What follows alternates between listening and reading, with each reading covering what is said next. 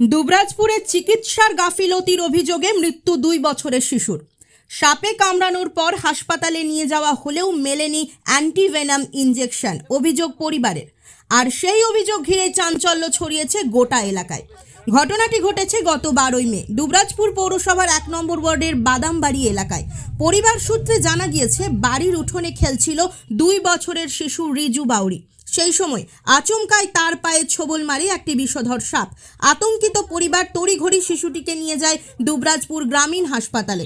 অভিযোগ, হাসপাতালে শিশুটির রক্ত পরীক্ষা করা হলেও প্রয়োজনীয় চিকিৎসা দেওয়া হয়নি। এমনকি প্রায় 20 মিনিট পর্যবেক্ষণে রাখার পরও দেওয়া হয়নি অ্যান্টিভেনাম ইনজেকশন। মৃত শিশুটির বাবা সুরজিৎ বাউরির দাবি, সময় মতো সঠিক চিকিৎসা পেলে হয়তো বাঁচানো যেত তার সন্তানকে। ঘটনার খবর পৌঁছয় পরিবেশপ্রেমী অমিত শর্মার কাছে। এরপর বিষয়টি জানানো হয় সাপ বাঁচাও মানুষ বাঁচাও রাজ্য সমন্বয় কমিটিকে। শুক্রবার দুবরাজপুরে এসে মৃত শিশুর পরিবারের সঙ্গে দেখা করেন সংস্থার 2 সদস্য। পরে দুবরাজপুর ব্লক স্বাস্থ্য আধিকারিক সালমান মণ্ডলের সঙ্গেও বৈঠক করেন তারা।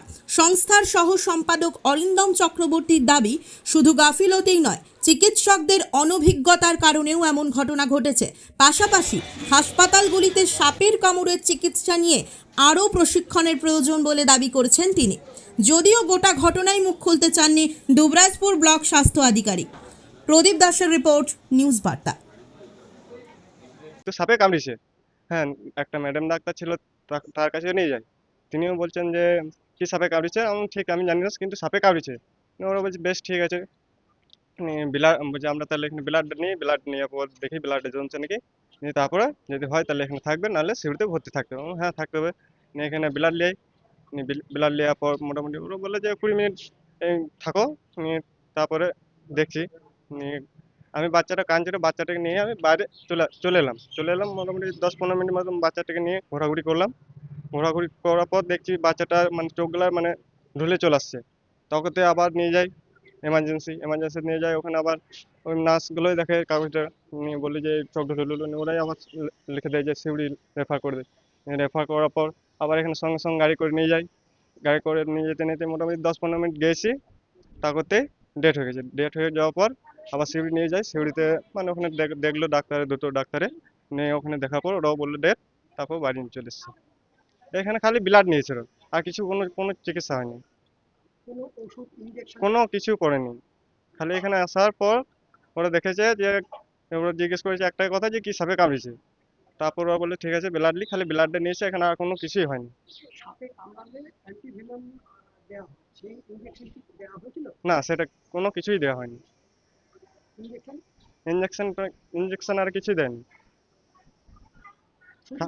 হ্যাঁ, শুধু ব্লাড নিয়েছে। ব্লাড নেওয়ার পর বললো যে 20 মিনিট, ওই মোটামুটি 20 মিনিট এরকমই হবে, 20-25 মিনিটের মধ্যে রেফার করে। দেখুন, মানে প্রথম কথা হচ্ছে যে কোনো মৃত্যুই হচ্ছে মানে কাম্য নয়। আর সেক্ষেত্রে একটা মানে একদম বাচ্চা 2 বছরের ছেলে মারা গেছে। তো এইখানে বাচ্চাদের তরফ থেকে একটা বাঁধন দেওয়া হয়েছিল পায়ে, এবং এটা গোখরো সাপের বাইট ছিল। কিন্তু হসপিটালের তরফে যেটা হয়েছে যে তাদের তরফেও কিন্তু দেখা যাচ্ছে যে একটা টিটেনাস পর্যন্ত পড়েনি, এভিএস পড়েনি, আরো আনুষঙ্গিক যেগুলো লাগে আর কি, তো সেগুলো পড়েনি। হসপিটালের তরফ থেকে গাফিলতি নিশ্চয়ই ছিল। কিন্তু আবার আমরা তদন্ত করতে গিয়ে এটাও দেখলাম যে হসপিটালে যে নতুন ডাক্তারবাবুদের আনা হয়েছে, তাদের স্নেক বাইট ম্যানেজমেন্টের ওপর বিন্দু মাত্র কোনো ট্রেনিং নেই, তাদের নিজস্ব কোনো আত্মবিশ্বাস নেই, তারা কি করতে হবে তারা জানে না, তাদের কোনো গাইডেন্স নেই। এটার ফলে কি হচ্ছে যে আজকে সাধারণ মানুষ সে কিন্তু ভুগছে, এবং একটা প্রাণকে কিন্তু চলে গেলে পরে আমরা আর ফেরত পাবো না, এবং চরম মাসুল গুনতে হয়েছে এই একটা মানে অপরিণামদর্শী কাজের জন্য। যেটা কিন্তু প্রোটোকল বিরোধী ছিল। কিন্তু আবার এটাও বলছি, বারবার বলছি, যে ওনার দোষ নেই এই কারণে উনি সঠিক ট্রেনিং পাননি। সেই সঠিক ট্রেনিংটার দরকার আছে। আমরা সরকারের কাছে আবেদন করব যেন সঠিকভাবে ট্রেনিং হয়। হ্যাঁ, তো এবং তার জন্য আমাদের সাপ বাঁচাও মানুষ বাঁচাও রাজ্য সমন্বয় কমিটি আমরা সহযোগিতা করে থাকি। পূর্বে আমাদের উদাহরণ আছে, এবং ওনারা পরবর্তীতে এই ধরনের ঘটনা ঘটবেন না, আমাদের ঘটবে না এরকম আশ্বস্ত করেছেন।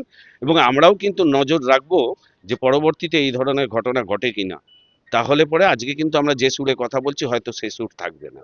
অবশ্যই গাফিলতি তো বটে, এবং আমি বলবো এটা অনভিজ্ঞতা, এটা অনভিজ্ঞতা।